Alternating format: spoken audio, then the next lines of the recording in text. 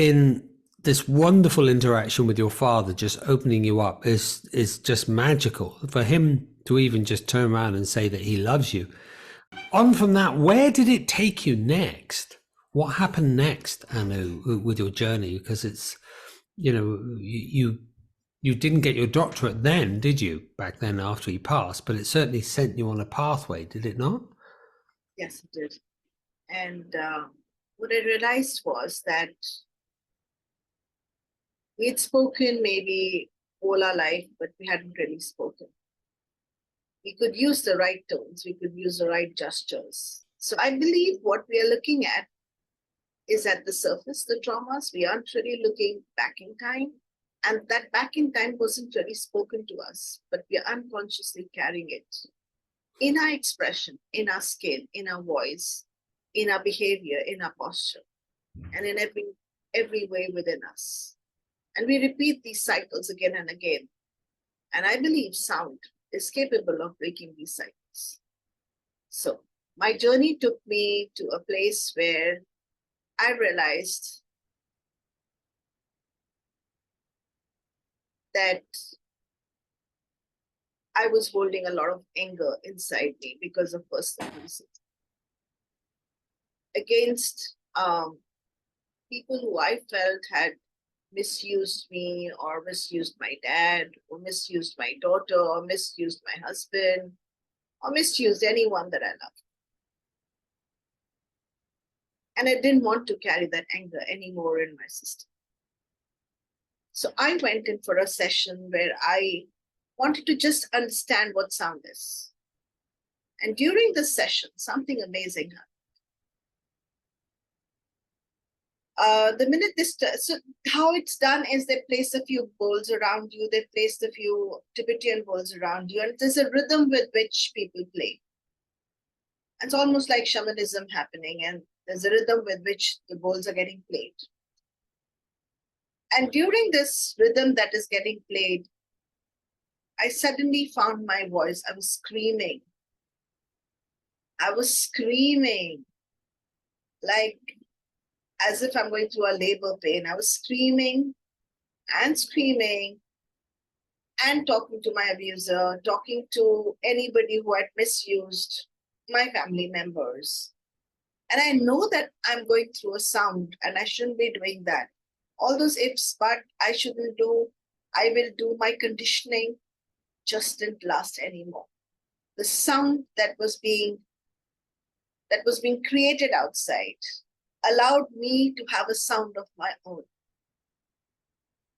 So you were in this doing this session, and they had the Tibetan bowls around, and they were just singing bowls, right?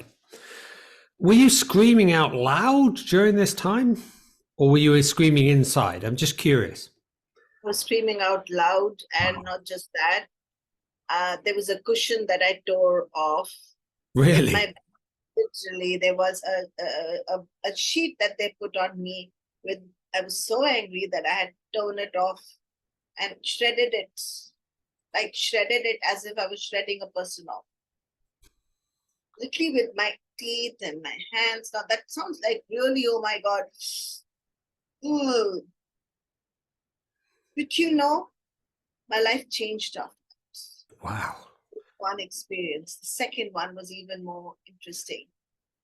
So I'll show you what the big bowl of Buddhist chanting looks like. It's really huge. You can stand in it. So I was standing in a big bowl, and again, there was this whole ceremony being performed by other people who were playing. So I was learning at that point, and they were just playing. And these are my fellow other people who are playing on this big, very big Tibetan bowl in which I'm standing. And they blindfolded me. So there was no way I could see anything. And you would not believe it. I danced Indian dance that I've never seen, never been trained for, as if I'm a professional at it.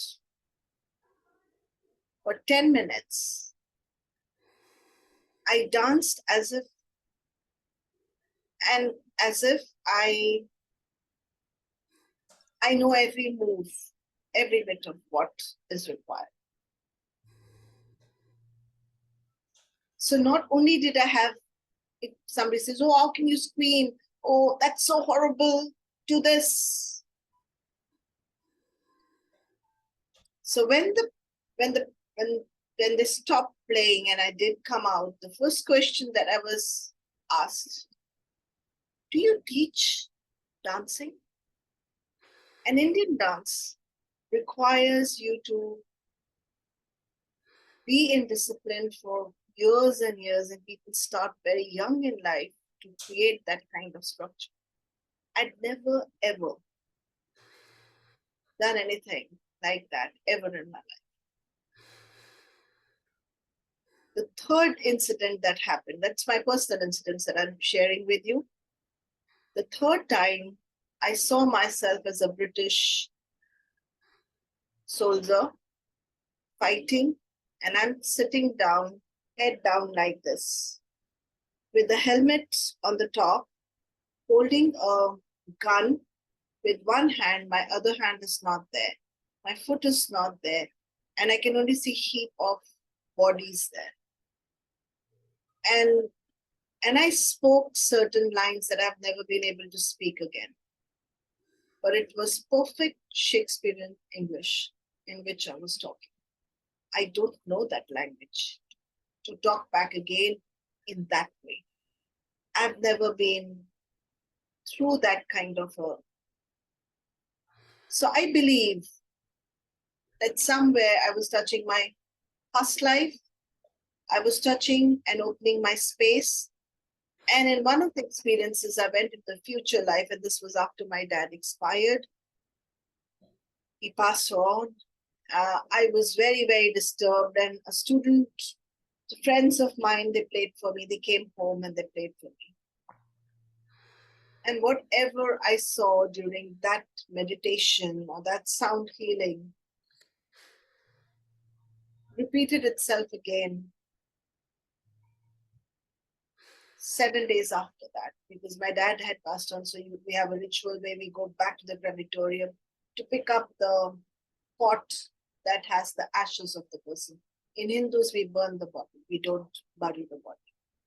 So I saw myself walking inside a temple that I've never been to. I knew exactly what's where, exactly how I'll be carrying the pot, exactly how I will be putting it how I will be carrying it out and who I will be meeting. And it was like as if I had gone to another dimension and come out. All these experiences made me realize that what we are calling trauma, what we are understanding about trauma, what we are understanding with our conscious mind is there. But the roots of it are not here. Something very deep within us, where we are carrying memories, not just from here. And I would have been the last person to ever believe anything like that. That this kind of, I would laugh at people who would talk about past life. I would laugh at people who would talk about future lives. I would sit down and say they had not learned science. I would never understand that I could get over my fear for a dog just because I went through sound healing. And then I saw people in my class talking in foreign language when I was doing sound for them. I've seen people transform looking different, including their eye color changing. I was witnessing smells, sounds, scenes from people's lives. They were visibly looking different, and not just to me, to the whole to the whole world, they looked different. I'm standing somewhere and I just felt that we are carrying so much of burden which is invisible, which is not understood. We all know that we don't know so much about our life. And what we think we know is just the tip of the iceberg. But what we don't even know that we don't know is where the answers lie. And for me, it became a journey somewhere where I needed to understand it more. I wasn't eager to teach. I was more eager to. I'm still in that process where I'm learning, catching, and I'm very, very lucky to have met the world's best during my journey.